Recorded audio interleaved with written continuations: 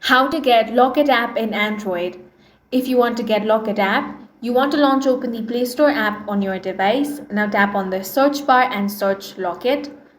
Tap on this app, which is Locket Widget.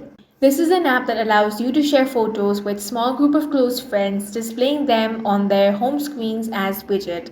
If you want to get this app, simply tap on the install option. Now the downloading will begin.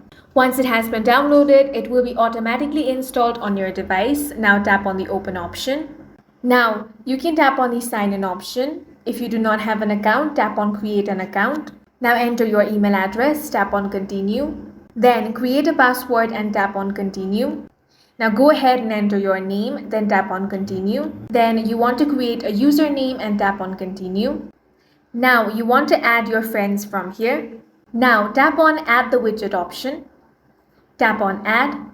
And as you can see, the Locket Widget app has been successfully added on your home screen. You can simply tap on that to set it up. And that's it for this video. If you found it useful, make sure to hit the like button and subscribe for more videos like this.